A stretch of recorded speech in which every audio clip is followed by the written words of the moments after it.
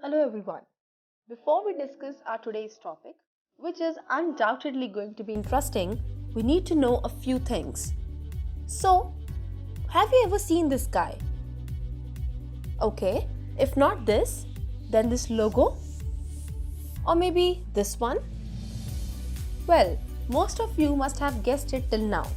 He is Elon Musk, the CEO and chairman of Tesla and SpaceX. The man behind the company that designs, manufactures, and launches the most advanced rockets to the space. He is the one who first proposed the idea of Hyperloop. Oh, you must be wondering, what a cool name is that, Hyperloop. But what is this, and what does the Hyperloop has to do with us? Well, you'll get to know each and everything about this not only cool but super cool technology in this video. So let's begin.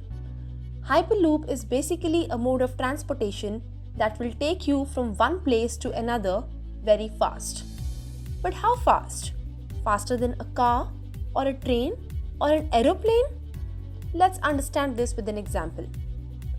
By car, it takes around 5 hours to travel from Chandigarh to Delhi. But by train, it just takes 3 hours, which is too slow as compared to an aeroplane which just takes 1 hour. Just make a random guess now. How much time will a Hyperloop take? Well, let me tell you, 30 minutes. You heard it right, 30 minutes. Imagine you just completed an episode of Tarak Mehta Ka Ulta Chashma and surprise, you've reached Delhi. That sounds so cool, right? But how is that possible? How will this magic happen? Here we go. In 2013, Elon Musk came up with an idea for a vacuum and maglev powered super-fast train that will travel through the tube. Isn't this too complicated for you guys? So let me break it down into simple. Hyperloop is basically a train but much faster than a normal train. You must be wondering, what makes it fast? It has two basic principles responsible for that. One is reducing air resistance and two is reducing friction. Let's go to them one by one. First, air resistance. We all know that air always resists anything that flows against it. Let's take a simple example. When you're cycling fast, you can always feel the wind hitting you from the front. Have you ever thought, is this air hitting or you are hitting the air? Somehow, it is you who is on speed and is hitting the air in front of you, and in turn, the air is trying to stop you. This is called resistance by air. The air always tries to resist any motion against it. Now imagine you don't have air around you, or less air around you maybe. Then what? No resistance? That means you can now cycle faster than the previous situation. This is the phenomena which is used in hyperloops. The train is put inside a very large tube and air is reduced, thus air resistance is removed, and so the train is able to achieve higher speed with least resistance. But is that all that matters for this super cool train to be formed?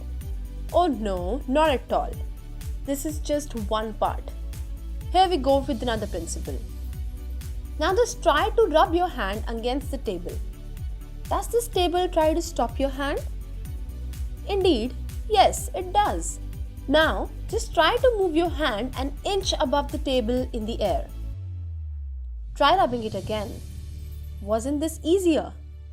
This happens because when two objects try to rub against each other, friction takes place. Friction is a resistance to motion of any surface against each other.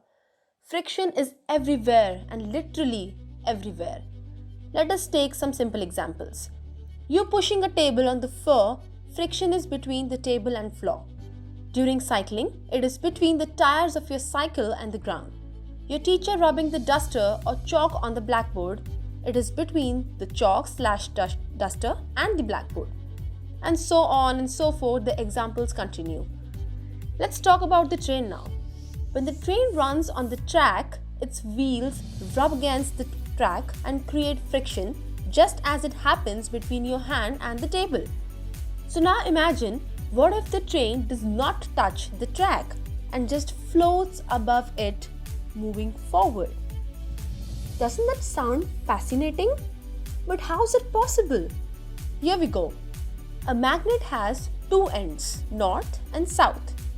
Just try to put same ends, that is north and north or south and south of the magnet close to each other.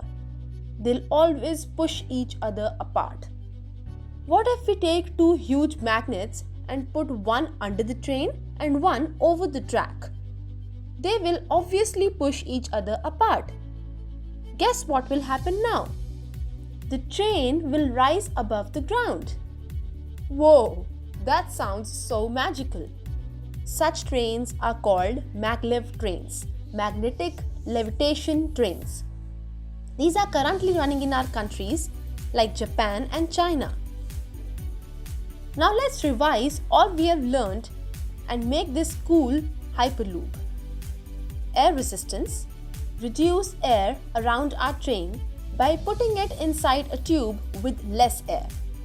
Do a magic and make it flow on the tracks with magnets to reduce the rubbing against the train tracks.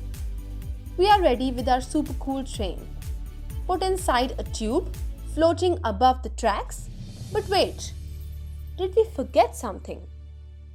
Of course, yes. It has no wheels.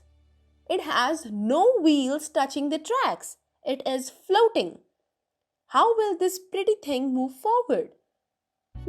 Let's solve our final problem now. We used two magnets with their same faces. They push each other apart. Now what if we put two different faces of magnets close to each other, like north and south together and south and north together? Well, let's see what happens. Wow, they come close to each other as they attract each other. You know that pretty well. Opposites attract, which is again something magical. Let us use this magic again to move our train. What if we put these magnets such that they push the train forward? Let's do this. We have placed the opposite faces of magnets, one on the train and other at a distance ahead on the track. Now the train is attracted forward by the other magnet and thus the train starts moving. Finally, our super cool hyperloop is ready now and we can rush anywhere in just a blink of eye. Now you must be thinking, when will you able to get a ride in the state of our train which can go at a speed of 1200 kilometers per hour? Here we go with this thing. Virgin Hyperloop One is the only Hyperloop company which has built a full-scale Hyperloop test track and has completed hundreds of test runs to date. On July 31st, 2019, the Maharashtra government gave the final nod for constructing a Hyperloop between Mumbai and Pune, which is 200 kilometers away. The Mumbai to Pune Hyperloop is expected to slash the 3.5 hours travel time between the two cities to around 35 minutes. Virgin Hyperloop One is likely to start construction of the 60,500 crore Mumbai to Pune Hyperloop project in 2020.